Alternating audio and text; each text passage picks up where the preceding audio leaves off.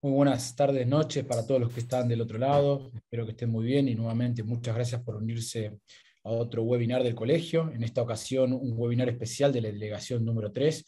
Mi nombre es Pablo Policastro, formo parte de la comisión de docencia y hoy tengo el placer y agrado de presentar a quien va a ser nuestro disertante. Luciano Viale es licenciado en kinesiología, es médico especialista en neurología y en medicina física y rehabilitación. Es es profesor titular de neurología CAU ICR UNSAM, es director médico del Centro Asistencial Universitario CAU UNSAM, es docente adscrito de neurología en la Universidad de Buenos Aires, también es secretario del Grupo de Neurorehabilitación de la Sociedad Neurológica Argentina y es autor del libro Biomecánica del Paciente Neurológico, un enfoque teórico y práctico. Luciano, muchísimas gracias por estar acá con nosotros. Bueno, gracias a ustedes, Pablo, a la comisión, a Hernán Pelicán, ¿sí? Andrés, también de la comisión, todos muy agradecidos. Bueno, cuando quieras empezamos, ¿sí? Voy a compartir pantalla, ¿me parece? Perfecto, Luciano. Quiero decirle a la gente que está del otro lado que pueden ir haciendo las preguntas en el chat, ahí en YouTube, y luego al final de la disertación de Luciano vamos a hacerles esas preguntas. Bueno, hoy la idea es ver un poquito rehabilitación en el ACV, en el stroke. Aprovecho para presentar en esta charla mi segundo libro, en este caso tal cual de rehabilitación del paciente neurológico, ¿sí? Vamos a ir viendo varios temas como plasticidad y red neuronal, plasticidad y entorno, plasticidad post-ACV, control y aprendizaje motor, teorías del aprendizaje motor, aprendizaje y variabilidad en el entrenamiento, aprendizaje y dosis de tratamiento. Veremos el inicio del tratamiento, cuándo es ideal iniciar. Vamos a mencionar dos modelos de aprendizaje, que es la adquisición y la adaptación. El aprendizaje y el daño vascular que sucede en nuestros pacientes. Seguir con un poco el reaprendizaje motor orientado a la tarea, los movimientos bilaterales y ACV, y por último algo de técnicas de priming. Bueno, este es mi nuevo libro, se los presento, recién salido en septiembre. El libro un poco en estos temas, en aprendizaje motor, plasticidad, dialoga con muchos autores que probablemente conozcan. Stephen Wolf, del Emory School, ustedes conocen la terapia por restricción del movimiento, bueno, es uno de los autores del Excite. Masao Ito, Daniel Wolper de Cambridge, Mitsuo Kawato, son todos exponentes de los modelos internos en aprendizaje motor, de la teoría de los modelos internos. Ralph Nudo, todos conocemos las revisiones, todos los trabajos que ha hecho en plasticidad reactiva a la lesión vascular cerebral. Shan-Wei Cook, junto a Marjorie Woodacott, en todo lo que es aprendizaje motor orientado a la tarea. Dos exponentes, Scott Kelso y Stefan Swinen, de todo lo que tiene que ver con la teoría de los sistemas dinámicos y el movimiento bilateral, fueron uno de los precursores y estudiaron en pacientes sin lesión vascular. Y por último voy a poner a John Krakauer del Hopkins, del Laboratorio de Movimiento del Hopkins, que bueno, ya se conoce muchísimo la tarea de él y lo que ha trabajado en aprendizaje motor. Vamos a empezar con la red neuronal. Uno siempre tiene las visiones segmentadas de la anatomía de las áreas características de Brodmann y todo un recorte muy anatómico, pero sabemos que la red neuronal tiene una complejidad enorme y todo lo que sucede en una parte del cerebro, en la lesión vascular, va a tener un impacto en el resto del encéfalo, en el resto del neuroeje. Tenemos 100 billones de neuronas y cada una establece 7000 sinapsis. Fíjense, acá tiene un esquema, que lo tienen en el libro, por supuesto, de todo lo que es una red neuronal. Y lo que pasa en uno de esos nodos, que puede ser cada una de las neuronas que tenemos, va a tener impacto, fíjense, con módulos adyacentes, con neuronas adyacentes. Por supuesto, en una lesión isquémica, en un daño vascular isquémico, y traje hoy el daño vascular isquémico porque son los eventos vasculares más frecuentes. Ustedes saben que falla todo el mecanismo energético neuronal, generando menos ATP, menos energía. aumento de radicales libres, como tienen ahí. Por supuesto vamos a tener el glutamato, un aminoácido excitatorio muy importante en los procesos de memoria. Fíjense qué notable es que el glutamato es extremadamente importante en todo lo que tiene que ver con la memoria, con el aprendizaje motor, pero en situación de una interrupción del flujo sanguíneo, ya descrito en los 80s, el glutamato va a ser excitotóxico, o sea, va a generar una toxicidad muy grande en estas neuronas, que va a permitir, por supuesto, a partir del receptor de NMDA, que lo tienen ahí en el dibujo, el ingreso del calcio. Ustedes saben que el exceso de calcio en el citosol de la neurona es tóxico. El calcio normalmente está o fuera de la célula o en el retículo endoplásmico liso. Por supuesto, la falla en las bombas de sodio-potasio dependientes de ATP va a hacer que aumente, que haya mucha cantidad de sodio intraneuronal, y por supuesto va a generar el arrastre de agua con el consecuente edema neuronal y muerte. Es fundamental en ese momento, y todo el trabajo que se hace en las terapias, en sostener la zona de penumbra, por supuesto, que rodea el área de necrosis, para evitar que aumente este daño neuronal. Uno se preguntaría qué es la neuroplasticidad, ¿no? Porque uno sabe que es las modificaciones en estructura y función frente a estímulos internos, externos, y hay muchas, digamos, situaciones de plasticidad. Cuando vamos a terapia con el psicólogo o la psicóloga, ¿sí? Estamos modificando conductas. Por supuesto, cuando un niño aprende en el colegio, cuando estamos viendo una película, cuando tomamos un psicofármaco, cuando entrena un niño en una pileta, aprende a nadar, y por supuesto en todo el neurodesarrollo, en donde hay un gran estallido de esta plasticidad neuronal, en lo que sabemos y conocemos como periodos críticos del desarrollo, que ya vamos a ver qué sucede en la lesión vascular. Ya es muy conocido hace tiempo en modelos animales todo lo que tiene que ver con plasticidad y entorno. Les traje este trabajo de Van Praag, muy conocido, ya tiene muchos años, en donde se tomaron ratitas que se colocaron en una pecera sin nada, como ven, en otra con, por supuesto, una rueda, y en la última tiene un sistema de túneles, de soportes, etc. Lo que hicieron es ver qué pasaba con las conexiones en estas ratitas posterior a estar un tiempo entrenando, y por supuesto vieron que aquellas menos estimuladas generaban menos conexiones, tenían menos espinas dendríticas, menos relaciones entre las neuronas. Lo que no uso realmente no pierde tiempo ni energía nuestro sistema nervioso en generar conexiones. Por supuesto, acá podríamos ver en un esquema muy gráfico cómo las espinas dendríticas van proliferando a medida que alguien, antes del entrenamiento, en el primer gráfico, en la adquisición, en la consolidación y en el aprendizaje de una nueva tarea. Esto que parece una abstracción o que vemos en la clínica, en donde la persona aprende una nueva destreza, tiene un soporte desde ya anatomofisiológico, que es la plasticidad. Por supuesto hay una plasticidad estructural, y la plasticidad estructural tiene que ver con esto, con generar, relacionar estructuras, como podría ser en este dibujo el crecimiento axonal. Ahí está llegando a contactar con una espina dendrítica en una sinapsis axodendrítica, ¿no? Esto se da, existe durante las lesiones, después de las lesiones, perdón, y durante el aprendizaje de cualquier destreza. La plasticidad funcional podríamos resumirla en este ejemplo, o el más claro, que es la regulación hacia arriba y la regulación hacia abajo, up y down regulation de receptores. Ustedes saben que los neurotransmisores, neurohormonas, neuropéptidos, tienen que, para activar una neurona, para activar una cascada de reacciones intraneuronales, requieren de receptores. Por lo tanto, en el dibujo A tenemos muchísimo neurotransmisor, y como sobra el neurotransmisor, hay poquitos receptores, la neurona los internaliza. En el dibujo B tenemos el clásico ejemplo de regulación hacia arriba, en donde prácticamente hay escasa cantidad de receptores, de neurotransmisor, perdón, y hay muchos receptores. El ejemplo B lo podríamos llevar a una patología como la enfermedad de Parkinson, en donde hay poca levodopa disponible, y lo que hace el terminal postsináptico, por supuesto, es aumentar los receptores para poder captarla.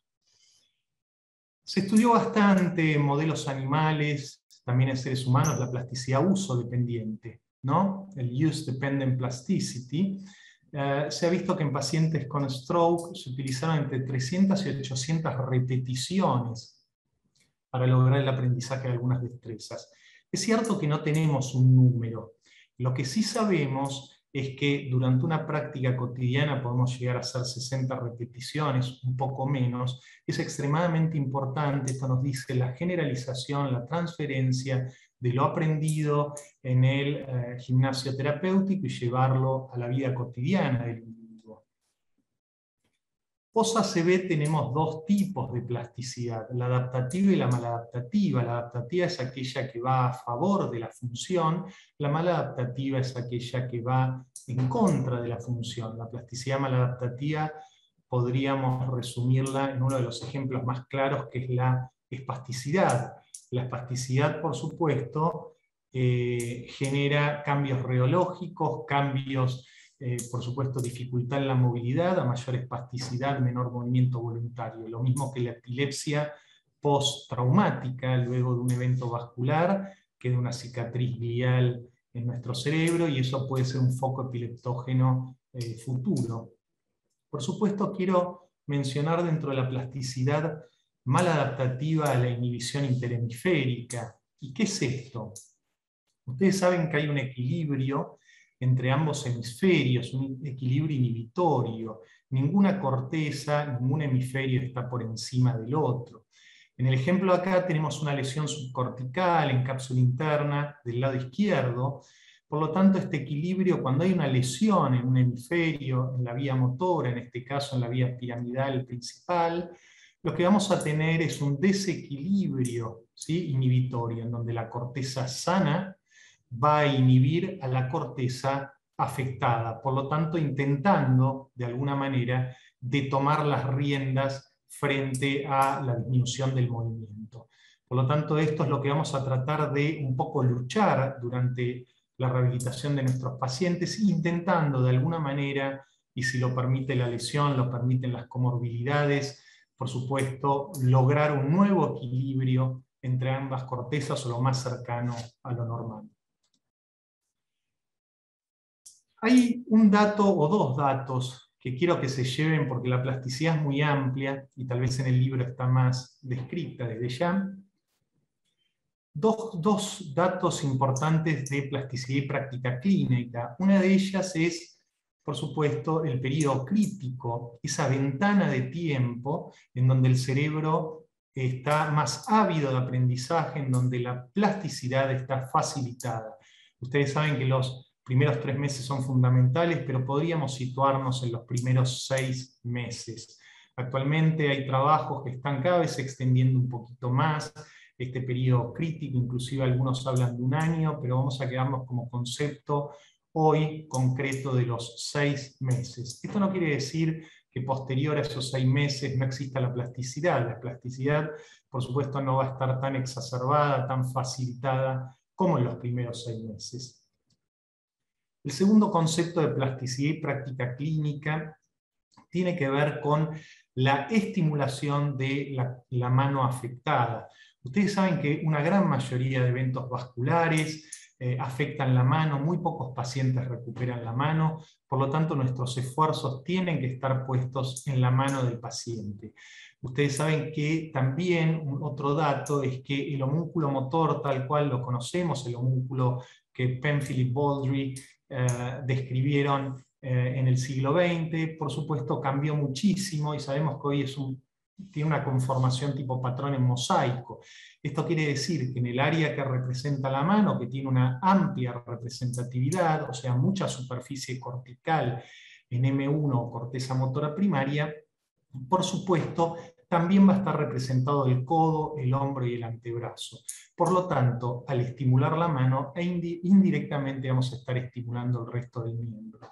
Por lo tanto, la idea es que este axioma, use it or lose it, usalo o perdelo. Tenemos que evitar estrategias sustitutivas en la mano no afectada o menos afectada.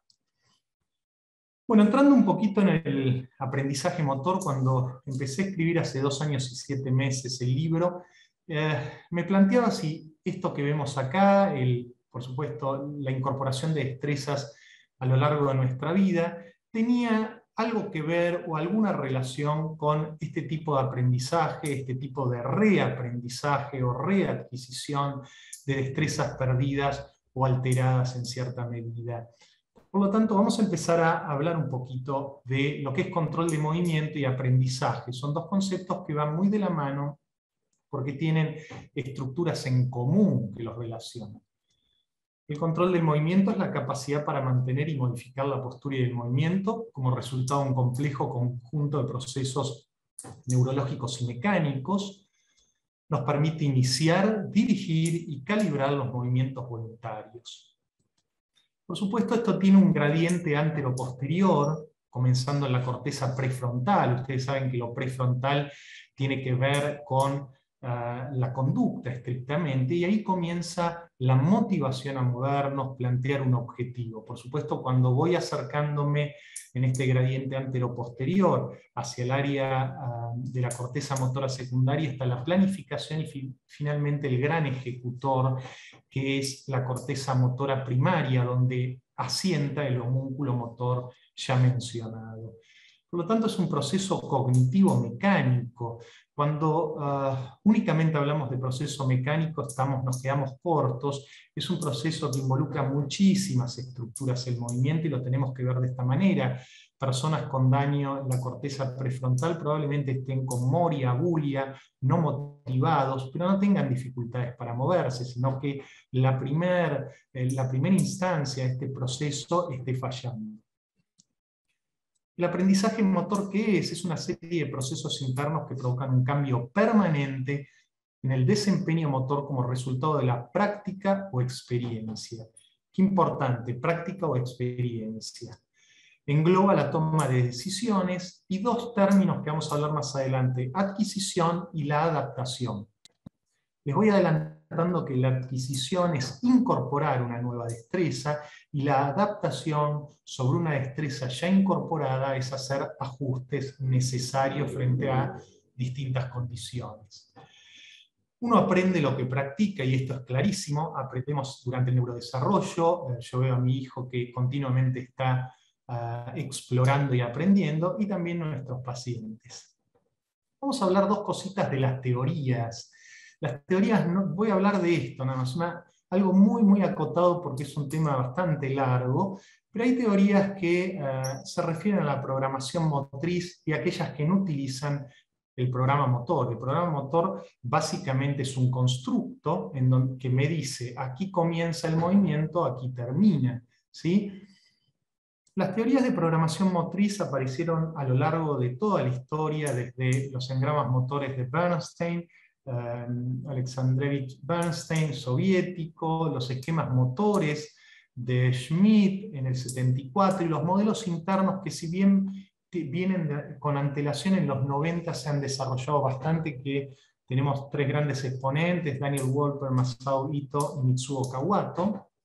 A los japoneses les ha gustado mucho este tema, y aquellas de no programación motriz, cosa que no consideran que existan programas motores, que es la oveja negra y se llama teoría de los sistemas dinámicos. Es una teoría que viene de la física cuántica, de la química, de otras disciplinas, y con autores como Scott Kelso, Stefan Swinen, la arrastraron hacia lo que es aprendizaje motor. ¿Qué pasa con el aprendizaje motor y el ACD? Vamos a hacernos una serie de preguntas que están en el libro y que nos van a ir guiando algunas de esas preguntas en este proceso. Uno se preguntaría, cuando está en el gimnasio, en el centro de rehabilitación, si es de utilidad para el profesional identificar el sitio, el locus lesional, e inferir su impacto en el aprendizaje motriz. Yo les diría que este ejercicio es bueno hacerlo, ¿no? Nosotros sabemos que las lesiones de cápsula interna, brazo posterior, afectan mucho la mano, como tienen ahí. Las lesiones prefrontales, como les había comentado, bien anteriores en el lóbulo frontal, comprometen la conducta. El paciente está muchas veces desinhibido, está apático. Las lesiones del cerebelo, en el cerebelo asientan los modelos internos. El cerebelo es extremadamente importante en la predicción motriz, en decirme qué va a pasar en los próximos segundos, y es mucho más rápido que la corteza motora, y le avisa a la corteza motora cómo ejecutar un movimiento. Por lo tanto, nombré 3 estructuras que se pueden lesionar y que generan distintas dificultades motoras funcionales en el sujeto. Ustedes me dirán, hay veces que esto no es tan así, me dicen. Sí, hay veces que tenemos 2 pacientes de la misma edad, con la misma lesión, y no se comportan de la misma manera. Esto tiene que ver estrictamente con la complejidad que les pongo acá de cada red neuronal y de cada individuo. ¿En qué momento de iniciarse el tratamiento de rehabilitación? Ya lo hablamos un poco, el periodo crítico, esa ventana de tiempo con plasticidad facilitada en esos primeros 6 meses. Pero ¿qué tenemos que saber de acuerdo a las guías y a los trabajos? El paciente debe recibir tratamiento de rehabilitación lo antes posible. Ustedes saben que cuando viene un paciente con una obstrucción en un vaso, en una arteria, muchas veces en terapia se aplica el neurólogo, el terapista, los fibrinolíticos, son los famosos destapacañerías, ¿no? O sea, lisan el coágulo y permitan reperfundir un área. Nosotros en ese momento decimos tiempo es cerebro. Pero yo les digo también tiempo es función. ¿Por qué? Porque lo antes posible debemos intervenir en nuestros pacientes. Para iniciar la rehabilitación activa, el paciente debe encontrarse clínicamente estable, y esto es extremadamente importante, sabiendo que la rehabilitación empieza desde la terapia intensiva y sigue en adelante. Los tratamientos deben ser diseñados de manera individual. La valoración y el abordaje deben ser interdisciplinarios. No se recomienda la movilización de alta intensidad dentro de las 24 horas post-ACV. En las 24 horas post-ACV estamos hablando del periodo hiperagudo. Son pacientes que para iniciar la rehabilitación tienen que estar muy estables. Hay posibilidad de arritmias, convulsiones, complicaciones. Hay un trabajo que les voy a mencionar que es el ABERT Trial. El ABERT lo que hicieron es tomar personas dentro de las 24 horas post-ACV.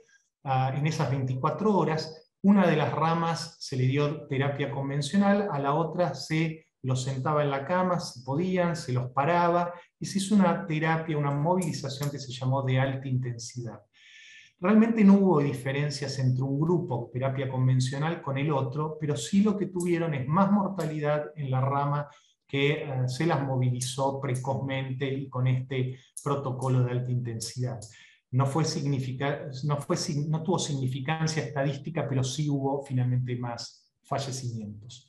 Los pacientes clínicamente estables pueden realizar movilizaciones fuera de la cama frecuentes y de corta duración, lo que se recomienda.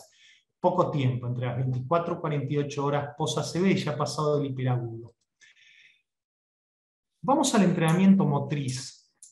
¿Es posible aplicar la variabilidad durante el entrenamiento motriz? Ahora, ¿qué es la variabilidad? Ustedes en la columna de la izquierda tienen lo que se llama entrenamiento constante. El entrenamiento constante, por supuesto, es cuando el paciente llega a nuestra consulta y tal vez tiene una hora de kinesiología en el centro de rehabilitación, le enseñamos a tomar un vaso con agua y lo repite 60, 70 veces. ¿Sí? Es una práctica que siempre repite el mismo movimiento, el mismo gesto motor. En cambio, de la columna de la derecha tenemos la práctica variable. Está la práctica en bloque, la práctica en serie y la práctica randomizada o al azar. Lo que se ha visto, si tomamos el ejemplo de la práctica al azar o randomizada, es que si tomamos 3 actividades, por ejemplo, tomar un vaso con agua, pulsar un botón y acomodar un plato en una alacena, va a repetir estas actividades la persona de manera randomizada, o sea, no con un orden. Lo que se vio en personas sin lesión vascular es que este tipo de práctica inicialmente daba un mal rendimiento motor, o regular rendimiento motor, pero la consolidación en la memoria de movimiento procedural era mayor, ¿sí? Esto se cree que se obtiene porque el paciente debe traer de su memoria, evocar de su memoria cada una de las actividades continuamente hasta que se pueden consolidar de otra manera. Requiere de buenos niveles de atención, de memoria de trabajo. La memoria de trabajo, working memory, es aquella que utilizamos cuando nos dictan un número de teléfono y es muy efímera, lo mantenemos, lo repetimos varias veces hasta que desaparece. Por lo tanto, esto me dice que los pacientes con compromiso cognitivo no la van a pasar muy bien. ¿Qué pasó en los pacientes con ACV? Hay escasos protocolos sin resultados concluyentes. Los que recomiendo, o lo que se recomienda, es que pacientes con deterioro cognitivo traten de indicar una práctica constante, o sea, que el paciente repita siempre lo mismo, por lo menos durante esa sesión, con la menor distractibilidad posible, y aquellos pacientes sin deterioro lo pueden hacer, pueden introducir una práctica variable. ¿Qué pasa con la intensidad y frecuencia de tratamiento, la dosis?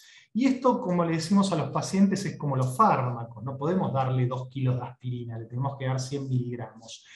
¿Qué pasa con los pacientes internados? Las guías hablan de 45 minutos de cada terapia por día, los 5 días de la semana. En general, los centros de rehabilitación respetan esto.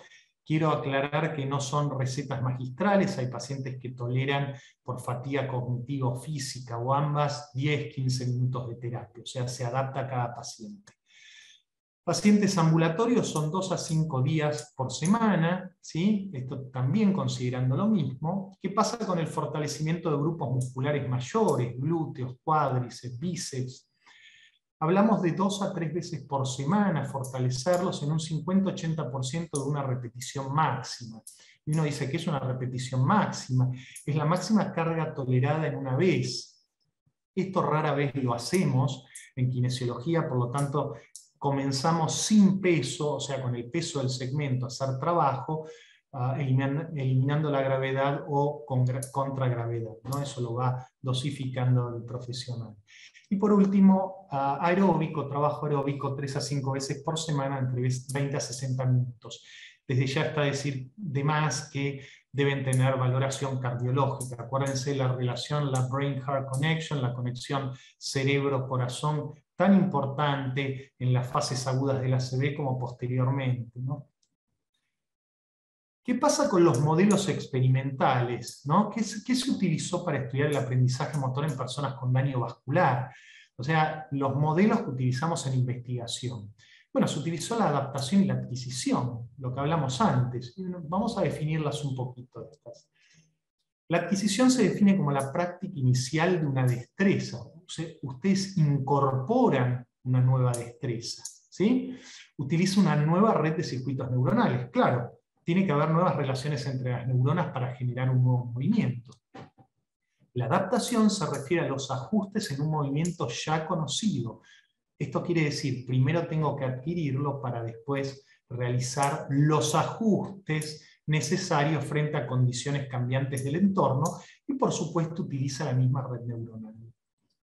Vamos a un ejemplo. Si ustedes adquirieron el golpe de drive y de revés en el tenis, ustedes fueron a clases durante meses, lleva mucho tiempo hasta que logran jugar al tenis. Entonces viene el profesor y le dice, mira, tu raqueta pesa 2 kilos, te voy a dar una raqueta que pesa 5 kilos. Por supuesto, los primeros golpes del chico que ya sabe jugar al tenis la va a revolear y colgar en un árbol la pelota probablemente, hasta que se adapte, realice los ajustes en la fuerza muscular de todo su miembro superior para volver a pegarle con la misma facilidad que le pegaba antes. Por supuesto, si vuelve a su antigua raqueta con 3 kilos menos, le va a suceder lo mismo. O sea, son ajustes que generamos. Lo mismo sucedería si hay viento en contra, por ejemplo. La adquisición, por supuesto, es un proceso que lleva más tiempo, la adaptación lleva menos tiempo. Por supuesto, la adquisición requiere tiempo de acuerdo a la complejidad de la tarea. La adquisición empieza con un aprendizaje bien explícito, involucrando las áreas más anteriores del lóbulo frontal, el lóbulo prefrontal. La persona tiene que estar muy atento a lo que le dice el instructor e inicialmente involucra el cerebelo. A medida que vamos consolidando y ya guardando nuestra memoria, reteniendo en nuestra memoria el movimiento, va a tener mayor participación los núcleos de la base y en menor medida el cerebelo, para finalmente las cortezas de asociación, la corteza motora primaria, tener un rol categórico. O sea, primero requerimos muchas instrucciones, muy explícito, para después automatizar el movimiento. ¿Qué pasa con la adaptación? Se han utilizado paradigmas utilizando brazos robóticos. Esos brazos la persona tiene que ir en una dirección y el brazo robot hace fuerza hacia un lado o hacia el otro y la persona tiene que hacer ajustes para evitar que desvíe la trayectoria de su brazo. Vamos a ver qué pasó en las personas con ACV, porque hasta ahora les hablé de modelos de adquisición y adaptación en personas sin daño vascular. Lo mismo, en miembro superior se utilizaron brazos robóticos, las personas debían marcar una trayectoria, el brazo robótico los empuja hacia un lado o hacia el otro, intentando ver que la persona pueda generar los ajustes necesarios. En el miembro inferior también existe la adaptación y la adquisición de un patrón de marcha normal o la adaptación. En el caso de los miembros inferiores utilizaron las cintas o el tapiz rodante con 2 correas. Cada correa pueden ir a la misma velocidad o velocidades diferentes. Por supuesto, la persona, ustedes saben que la persona con hemiparesia da pasos más cortos y rápidos, en general digo, con el miembro sano, y pasos más largos y lentos con el miembro afectado. Si uno tiene se le viene a la imagen la guadaña, la marcha de Todd. Por lo tanto, lo que hicieron los investigadores primero es que caminen como habitualmente, con la asimetría habitual, las 2 correas a la misma velocidad. Después, durante 5 minutos, le pidieron, lo que hicieron es acelerar una correa y enlentecer la otra. Pero este aquí, que aceleraron la correa del miembro sano, o sea, el que va más rápido con pasos más cortos, contrario a lo que uno podría esperar, y ralentizaron la correa del miembro afectado. Lo que hicieron es un aumento del error, se llama esa estrategia, o error augmentation. La persona, al ver que la asimetría de la marcha es mayor, lo que hace es tiende a corregirla. No se olviden que la adaptación es un aprendizaje centrado en el error y que involucra al cerebelo, a los modelos internos. Luego volvieron las correas a la misma velocidad, una velocidad normal, y la persona, las ganancias que tuvo logrando una mejor simetría de marcha, se mantuvieron. Pero se mantuvieron muy poco tiempo, durante 1 hora, 15 minutos, media hora. El cambio, la retención en la adaptación es efímero, a diferencia de la adquisición. Entonces los investigadores, y uno de ellos, Tarsi Riesman, lo que hizo es, vamos a hacer el mismo protocolo, con las correas, que el paciente sea bien consciente del error, marcar ese error, y después vamos a ponerle un entrenador, ¿sí? Un kinesiólogo en este caso, que corrija verbalmente las cosas que hace mal. A ver, da el paso más corto, más largo. Entonces era un paradigma que involucra la adaptación más el aprendizaje por refuerzo. El aprendizaje por refuerzo involucra los núcleos de la base, muy distinto a la adaptación que involucra al cerebelo. Lo que vieron es que las ganancias se mantuvieron por 3 meses. Por ahora es algo experimental, hay que seguir indagando el aprendizaje por refuerzo. Es un aprendizaje que toma la recompensa y el castigo. Todavía no sabemos bien qué es castigo y recompensa para nuestro sistema nervioso. ¿Qué tipos de abordaje deberíamos implementar después de haber visto un poco esta adaptación y todo el resto? La adaptación sabemos que la podemos usar una vez que readquirió una destreza nuestro paciente con lesión vascular, o sea, aprendió nuevamente a tomar un vaso con agua. Podemos ver la versatilidad que tiene el paciente. En vez de darle el vaso más liviano, le puedo dar una jarra con agua más pesada y veremos los ajustes, cómo lo hacen. Lo que sabemos es que el compromiso propioceptivo severo compromete mucho el aprendizaje adaptativo. Acuérdense que el feedback sensorial es muy importante en los ajustes, y también el daño vascular cerebeloso. ¿Qué pasa con el error augmentation que vimos recién, o el aumento del error, y la adaptación más aprendizaje por refuerzo? Por ahora es una gran incógnita, hay que seguir trabajando. Vamos a los paradigmas, a los modelos de adquisición. Todos estos se vieron. Hoy no tenemos tiempo, vamos a ver la TEMIR, la terapia de movimiento inducida por restricción, y la TEMIR modificada. Ustedes saben, ya conocen el trabajo, el EXCITE, el trabajo de Stephen Wolf, ya tiene muchos años, tomaron personas con accidente cerebrovascular crónico, con movilidad de mano, y lo que hicieron es entrenarlas durante 2 semanas de manera muy intensiva. Lo que vieron es que las ganancias se mantenían por 1 año. Lo mismo repitió el mismo grupo este trabajo y se repitió varias veces, y también se logró consolidar y retener este aprendizaje por 2 años. Es cierto que la terapia original no se puede utilizar en la práctica cotidiana, pero han surgido muchos trials, muchos trabajos con terapia por restricción modificada. Esto quiere decir que los tiempos no son tan espartanos, tan rígidos. Vamos a la terapia orientada a la tarea, esto que plantea Janeway Cook, Marjorie Woolacott, y ahí tenemos el entrenamiento en el treadmill, en la cinta, también los circuitos de marcha, el entrenamiento de una persona aprendiendo a comer. Por supuesto, emplea la repetición de diversas actividades con un propósito funcional. Parte de la idea que la corteza se organiza en la ejecución de tareas específicas y no en la activación de músculos específicos, y se basa en modelos animales de plasticidad experiencia dependiente. La idea es que, ahí dice, you gain what you train, o sea, uno incorpora lo que entrena, y entrenamos con un concepto funcional. De nada sirve flexionar 100 veces el codo y fortalecer un bíceps, sino hacer una actividad preparatoria para trabajar una actividad con propósito funcional. Una cosita quiero decir, no vamos a hablar de técnicas de priming ni aumentativas, las pueden ver en el libro, pero quiero mencionar algo muy sencillo que tenemos a la mano y al alcance. A veces los kinesiólogos queremos tener mucha tecnología a nuestro alcance, creemos que va a ser mejor, pero nuestras manos son muy importantes, extremadamente importantes, nuestra guía y cómo dirigimos este aprendizaje. La movilización pasiva, que a veces es tomada como una movilización que no tiene mucho sentido para algunos terapeutas que lo ven, o tiene un sentido ortopédico estrictamente, a eso me refiero, o sea, mantener la longitud de partes blandas, evitar adherencias articulares. Es cierto, es extremadamente importante mantenerlo, pero ya vimos que la movilización pasiva es una técnica de priming. ¿Qué es priming? Es activar el sistema sensorio-motor. ¿Sí? Pongo en on a las neuronas de la corteza motora y parietal, ¿sí? La somatoestésica primaria.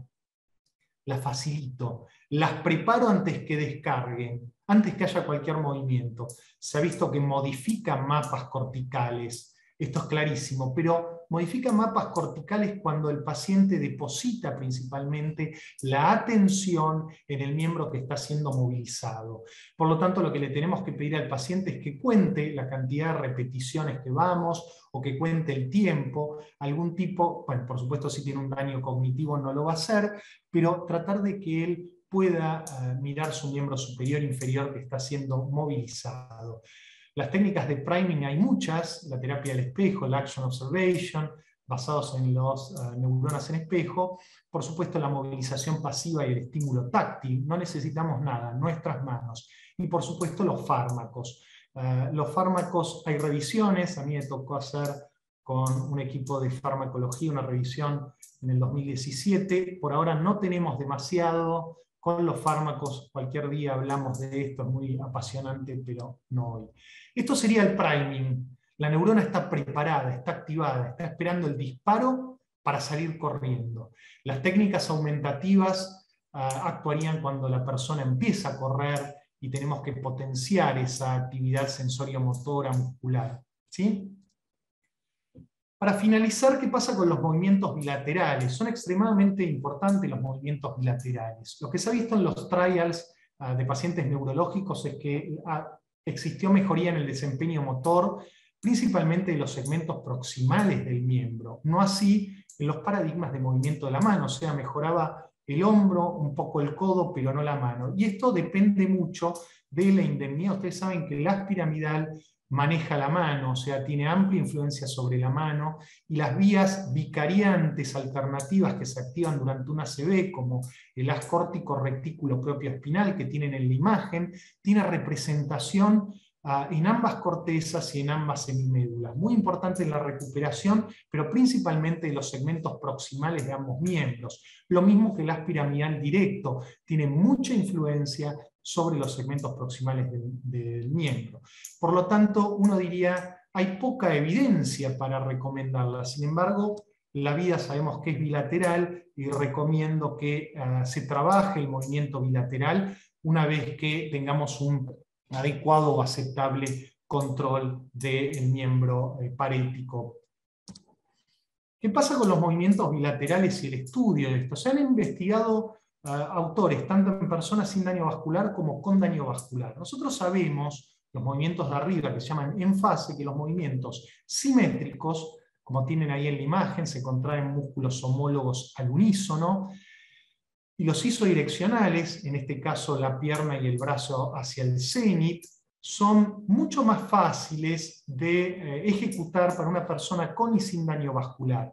Son mucho más difíciles los movimientos asimétricos y antidireccionales. La recomendación es que primero empecemos con los movimientos más sencillos, simétricos e isodireccionales para pasar a los movimientos antifase. Bien, vamos a las conclusiones y ya en 39 minutos. Hay que entrenar la adquisición y la adaptación en la persona con hemiplegia. La adquisición es la incorporación de una nueva destreza, recuerden, y la adaptación son los ajustes una vez incorporada o reincorporada. Considerar el periodo crítico como una ventana de oportunidades, no perder tiempo, tiempo es función. Iniciar el tratamiento lo antes posible cuando está clínicamente estable. Promover la transferencia de lo aprendido al entorno del paciente. Incorporar la práctica variable en personas con hemiplegia. Acuérdense que los pacientes con daño cognitivo severo se recomienda la práctica constante. Establecer la frecuencia e intensidad del tratamiento de manera individual. Elaborar planes de tratamiento con un enfoque orientado en la tarea, en la función. Aplicar la terapia por restricción del movimiento modificada en personas con función residual de mano. Promover la bilateralidad iniciando con movimientos en fase, o sea, simétricos e isodireccionales. Continuar indagando en otras formas de aprendizaje motor. Y la movilización pasiva es una herramienta desde ya muy útil. Bueno, todavía nos queda un largo camino en aprendizaje motor y ver cuál es la mejor estrategia en nuestros pacientes con daño vascular. Bueno, muchas gracias a todos, ¿sí? Muchas gracias, y acá les dejo mis 2 libros y el mail para aquellos que quieran adquirir cualquiera de los 2 libros, lo tienen ahí en pantalla. Muchas gracias. Muchas gracias a vos, Luciano. Felicitarte por la excelente disertación. No solo fue muy buena en lo que fue contenido, también en tu pedagogía. Creo que fue excelente y te felicito. Gracias. Volvemos a repetirles a los que están del otro lado, que si tienen alguna pregunta pueden escribirla ahí en el chat de YouTube. Y mientras tanto yo voy a hacer una pregunta para romper el clima, ¿no? Luciano, Bien. ¿cómo llegaste a escribir un libro? ¿Qué fue lo que te motivó? ¿Cómo fue la historia? A ver, en principio, bueno, empecé al revés, ¿no? Cuando terminé el primer libro empecé a estudiar sobre enfermedades neuromusculares, un capítulo que me gusta mucho de la neurorehabilitación. Y bueno, empecé a leer, uno lee cosas a la par, ¿no? Desde ya. Y desde que empecé kinesiología en adelante, creo que la primera pasión fue con la rehabilitación de enfermedades vasculares. Por lo tanto, cambié el timón, giré 180 grados y me fui al sistema nervioso central. Quería un poco entender algunas de las cosas que hacemos cotidianamente, que algunas tienen explicación, algunas parciales, algunas siguen sin una explicación convincente, digamos, ¿no? Para nosotros como profesionales. A veces esta búsqueda continua y el reconocimiento de la anatomía, la anatomofisiología y patología en ese camino lineal, en ese continuum, permitirse entender cada fenómeno neurológico, cada fenómeno que ocurre en rehabilitación.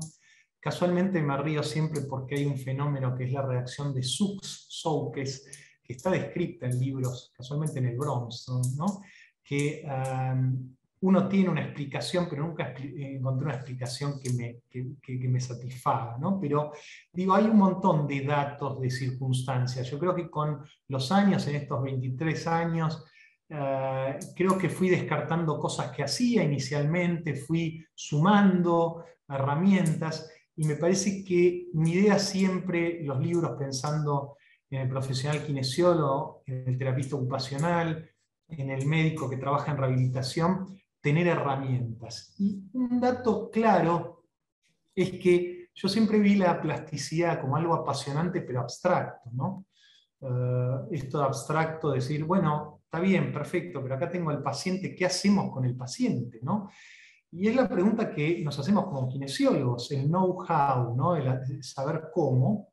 Y creo que en el libro, en el último capítulo, que da las técnicas de priming y aumentativas, hablamos de esto. A mí me parece que hay muchísimos temas que me siguen intrigando. Actualmente estoy reordenando material, ¿no? Pero hay muchos temas que en la práctica y con mi equipo allá en la universidad estamos continuamente discutiendo, armando, pensando. Yo creo que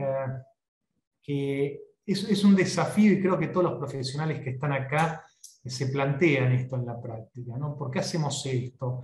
Hay una serie de cuestionamientos que yo siempre me hago sobre el método técnica que voy a utilizar, ¿no? En el libro pongo una serie de 8 o 10 preguntas en donde uno tendría que plantearse el tema del aprendizaje motor necesariamente, ¿no? Porque a veces lo vemos como un tema de más, bueno, vemos cómo aprende, pero nuestra profesión, lo que estamos aplicando sobre el paciente, tiene que ver sobre el aprendizaje o reaprendizaje o readquisición. Así que bueno, un poco eso. Excelente, excelente la respuesta, súper claro. Y obviamente a veces creo que todos los que no hemos escrito un libro no nos damos cuenta de cuánto trabajo incluye, cuántas horas y cómo cuesta recopilar material para hacer una obra. Así que felicitarte por eso. Sí, gracias. Eh, Sí, yo quería hacer un comentario, sí, que yo mencioné si no hay preguntas, ¿no? Pero de los movimientos bilaterales, tal vez lo comenté, y es un tema apasionante los movimientos bilaterales. A ver, uno habitualmente en la práctica los incorporamos, y si uno ve las distintas técnicas, métodos, CABAT, etcétera, van a estar los movimientos bilaterales. Los movimientos bilaterales, primero hay que entender que tanto pacientes con compromiso motor leve moderado se benefician, así como el paciente con compromiso severo. Uno muchas veces ve un paciente y dice, no recuperó la mano, un poco el antebrazo, por lo tanto vamos a plantear un abordaje, una terapia sustitutiva que utilice la mano no afectada o menos afectada. Sabemos que la movilización activa, o sea, que pueda mover activamente el codo o el hombro, el paciente va a colaborar en muchas actividades de la vida cotidiana. Por lo tanto, el estimular el haz córtico retículo propio espinal, tan importante y que tiene representación bihemisférica y termina en ambos segmentos medulares, y el haz piramidal directo, es extremadamente importante. En el libro van a tener cada una de las terapias que se interviene una justificación desde la plasticidad. Y ahí yo entiendo cómo la plasticidad, esta abstracción que nos gusta a los neurólogos, tiene un correlato con lo que nos gusta hacer, que es la rehabilitación. Y esto que dije al final tiene mucho que ver con los movimientos más sencillos y más difíciles para nuestro sistema nervioso. Si nosotros, y lo habrá practicado todo el mundo, si uno golpea su pecho y frota, dibuja un círculo al mismo tiempo, es bastante difícil hacerlo hasta que uno lo puede incorporar. Hay gente que lo hace más rápidamente, otros no.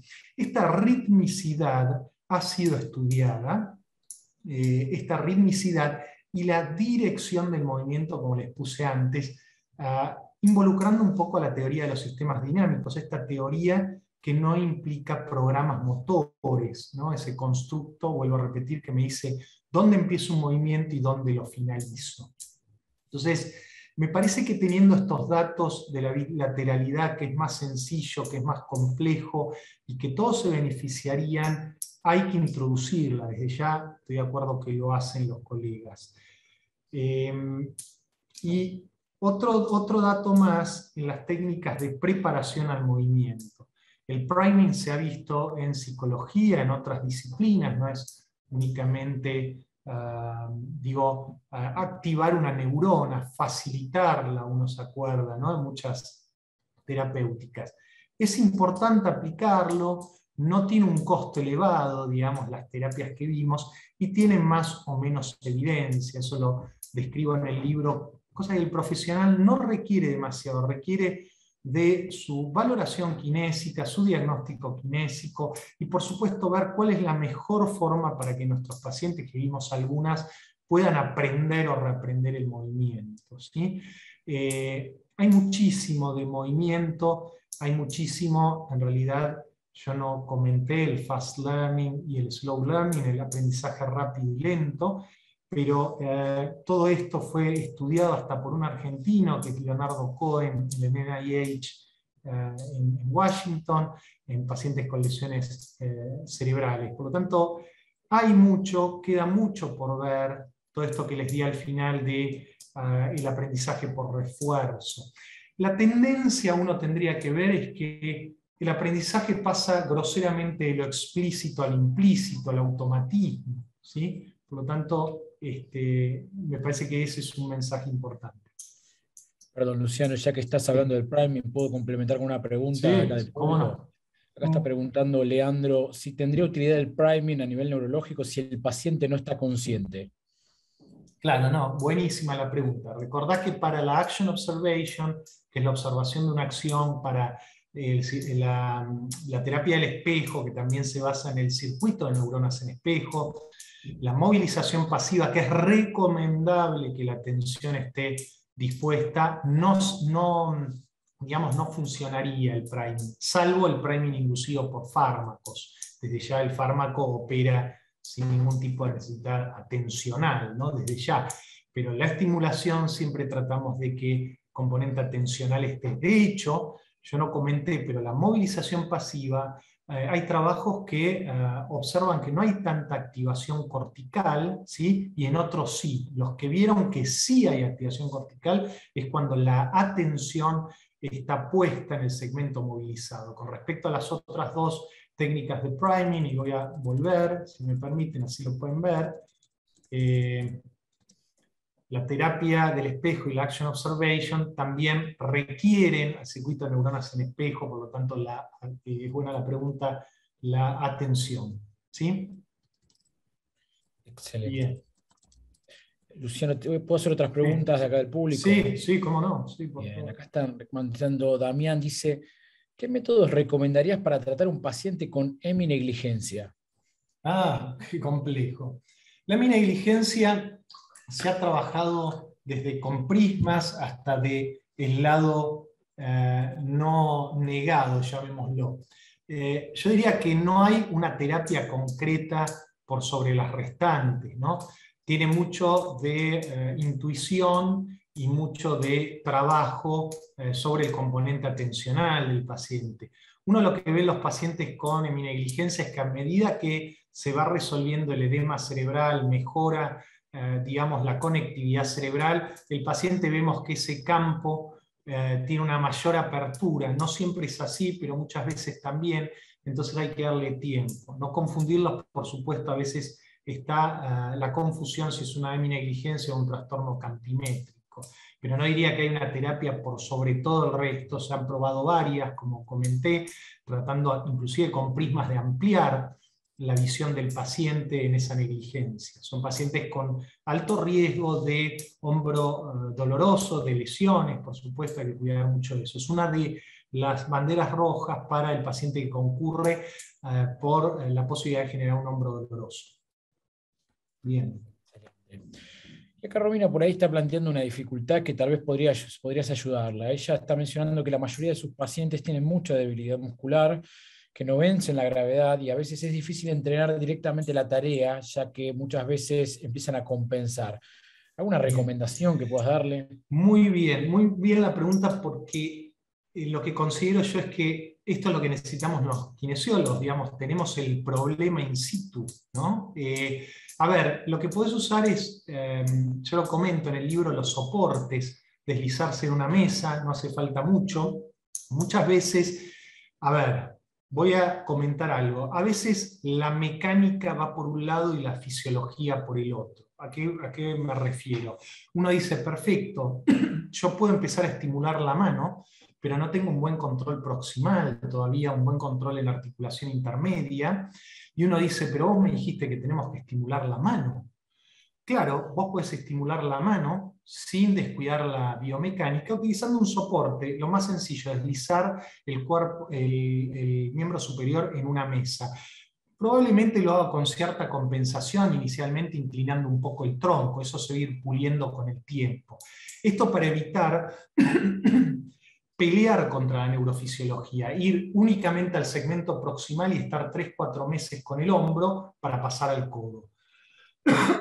¿Sí? Entonces, se puede utilizar soportes, se puede usar la tabla con escotadura, se puede poner hasta talco en la superficie deslizante fórmica para facilitarlo. ¿Sí? Se puede, si uno quiere deslizar mejor, a veces le ponemos un peso a distal para que deslice mejor y sienta el peso del segmento en la mesa. Muy buena pregunta. Excelente, Luciano. Y para cerrar, hay una última pregunta. Yo creo que ya hablaste bastante del tema de los métodos, pero acá un colega está preguntando si recomendás el abordaje de Carlos Perfetti. A ver, es una discusión continua de Perfetti. A ver, yo no discuto las métodos o técnicas. Perfetti es el abordaje cognoscitivo o cognitivo, si uno quiere. Digamos, va mucho de la mano de la exploración sensorial. Yo creo que cada fragmento de cada técnica debe ser incorporado a cada paciente en particular. Yo siempre digo que lo que tengo que pensar es en la anatomía, la anatomofisiología, fisiopatología, y sale solo lo que tengo que utilizar. O sea, si yo, un paciente Perfetti, que yo, justo una pregunta que hice cuando vine a charlar de Perfetti, un paciente con ataxia. Paciente con ataxia le dije, ¿cuál es el planteo desde Perfetti? Bueno, el movimiento, la asistencia, todo lo que conocemos, ¿no? Con algunos detalles más de la técnica, por supuesto, pero yo lo que puedo decir en un paciente con daño cerebeloso importante o con una, en realidad la pregunta era hacia el compromiso cerebeloso, la degeneración cerebelosa, si el cerebelo se lesiona, es uno de los órganos principales implicados en el aprendizaje motor, en la predicción del movimiento. Por lo tanto, yo lo que dije, bueno, si tenemos un daño progresivo cerebeloso o múltiples lesiones vasculares, no solo la rehabilitación, sino tal vez la respuesta está en la tecnología. Con esto quiero decir que no hay una guía concreta que hay que seguir. Hay que pensar en la fisiopatología, en la fisiología y en el abordaje. Por supuesto, pensando en el vascular en la mano, generar conexiones de la mano, hacer adaptaciones, como les dije, la de la mesa. Si tengo un paciente con daño cognitivo, ser más explícito en el tratamiento. No es que tengo que seguir como un librito, o todo el libro de Bobat, o todo el libro de Kabat, o de Perfetti. Me parece que no, las técnicas se han actualizado, muchas otras no tanto, y hay que tomar los elementos que tengan explicación neurofisiológica. O por lo menos es lo que hago yo, o lo que les digo a mis alumnos. Clarísimo, Luciano. Bueno, una vez más, agradecerte por la excelente disertación. Creo que has dejado mensajes claves para la persona que estuvo del otro lado y hemos disfrutado muchísimo tu charla.